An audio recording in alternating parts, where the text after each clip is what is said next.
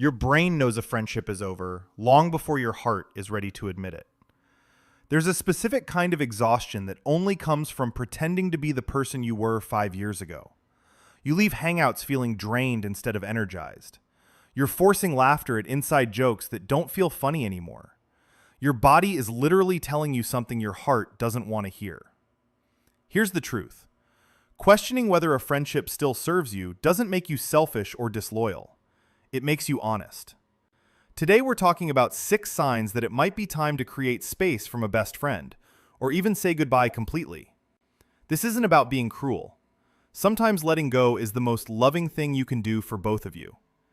This isn't just about ending a friendship. It's about reclaiming the mental energy you're wasting on a connection that no longer exists, so you can pour it into the people who actually show up for you. It's about honoring who you've become, not just who you used to be. But there's one sign that most people mistake for just being busy, when it's actually the first red flag that the foundation is cracking. We'll start there. Signs 1 to 3. The quiet drift. The first sign is that you're second-guessing everything. You know that feeling when a conversation that used to flow like water now feels like pulling teeth? Picture this.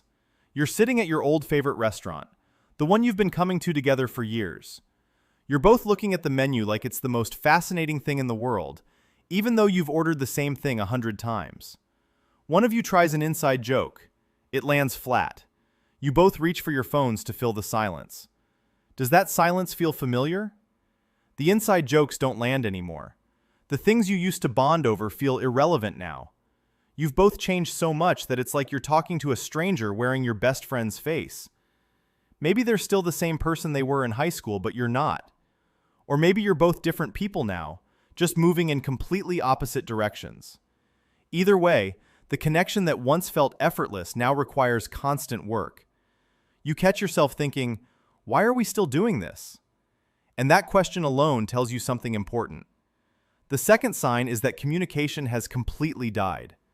Weeks pass, sometimes months, and neither of you reaches out. When you finally do talk, it's surface-level small talk that feels obligatory rather than genuine. You keep saying, "We should hang out soon," but neither of you actually follows through. The excuses start piling up. Busy schedules, distance, life getting in the way.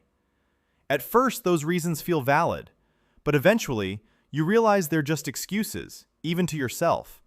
Because the truth is, we make time for what matters to us. We text the people we miss. We plan around the relationships we want to keep. When both of you stop making that effort, the friendship is already over. You're just avoiding the official goodbye. The moment you stop making excuses is the moment that physical weight starts to lift. Because that weight? It's not the friendship dying. It's the mental energy you've been burning to keep pretending it's alive. Your body already knows what your heart is still fighting. The third sign is that you want completely different things now. Think about the friend who took that big city job, waking up at 5 a.m. for networking events, chasing promotions, living in a shoebox apartment because it's worth it for the career. Meanwhile, you're in your hometown, coaching your kids' soccer team on weekends, hosting family dinners, building roots. Neither of you is wrong.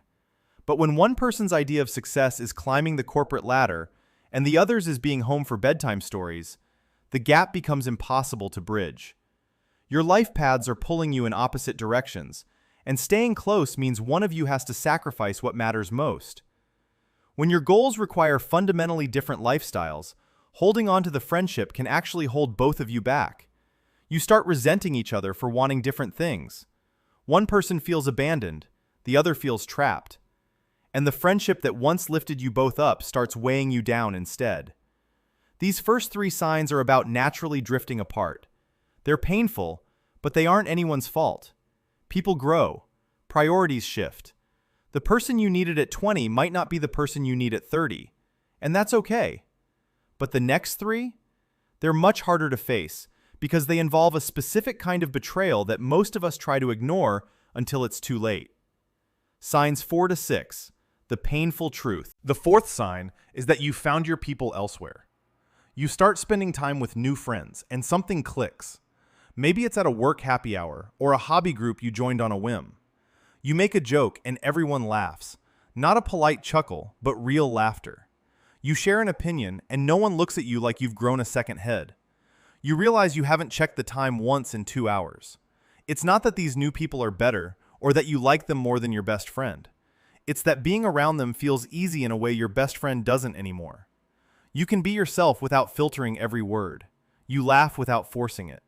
You leave feeling lighter instead of exhausted.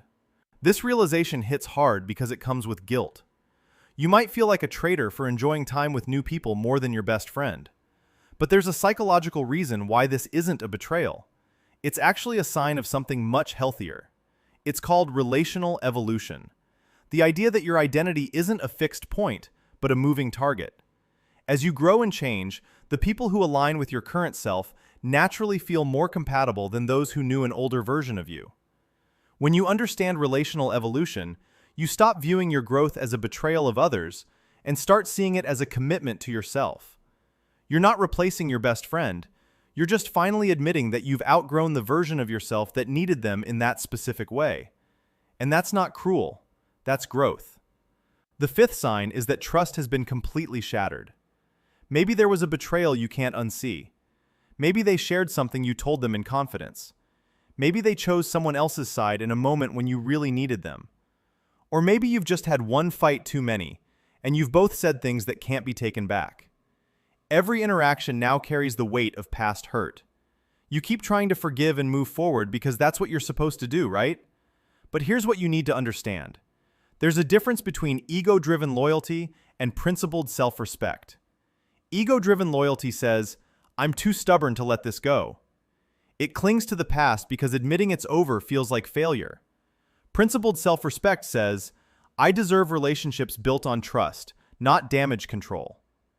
Choosing principled self-respect over ego-driven loyalty doesn't just fix your social circle, it changes how you see yourself in the mirror every morning.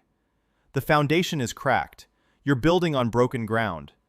Research shows that while forgiveness is possible, sometimes the healthiest thing for both people is to start fresh with someone new. Staying in a friendship where trust is gone doesn't prove your loyalty.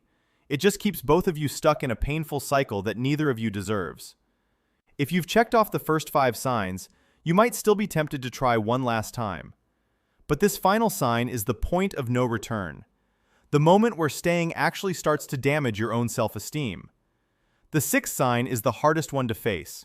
You're the only one holding on. Open your text thread with them right now. See that wall of blue bubbles? Those are all you.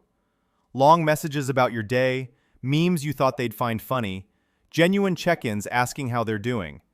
And then scattered between all that blue, a few gray bubbles with one-word responses. LOL. Busy. A thumbs-up reaction 3 days later. If it's all blue, stop typing. That silence isn't a failure, it's your first step toward freedom. You're always the one texting first. You're the one planning things, checking in, trying to keep the spark alive. Meanwhile, they've clearly moved on. They're not cruel about it, they're just not there anymore. And you're exhausting yourself trying to force something that doesn't exist. Every time you choose not to send that one last text, you're investing that effort back into your own peace of mind. You're trading a lukewarm response for total clarity. As much as it stings to be the one who cares more, forcing someone to stay in your life when they don't want to be there hurts worse. It chips away at your self-respect every single time you reach out and get a lukewarm response.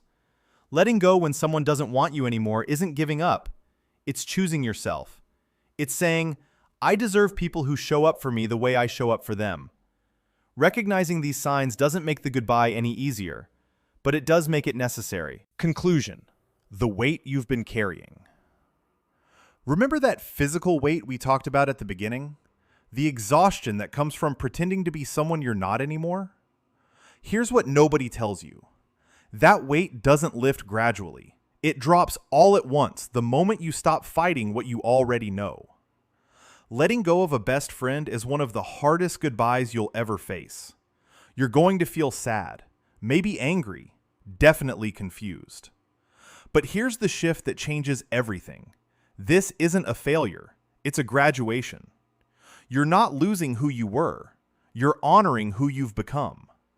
Closing one chapter doesn't erase what it meant. It just makes room for the next one. If you've ever felt that physical weight lift the moment you stopped making excuses for a friendship, share your story below. Your experience might be the exact validation someone else needs to hear today. And if you're committed to building a life and a social circle based on growth rather than just history, hit subscribe. We're here every week to help you navigate the hard parts of becoming who you're meant to be. And if you're wondering how to actually have that conversation, or how to create space without burning bridges, we've got you covered. Check out our next video on setting boundaries without guilt, because sometimes the kindest thing you can do is be honest about where you stand.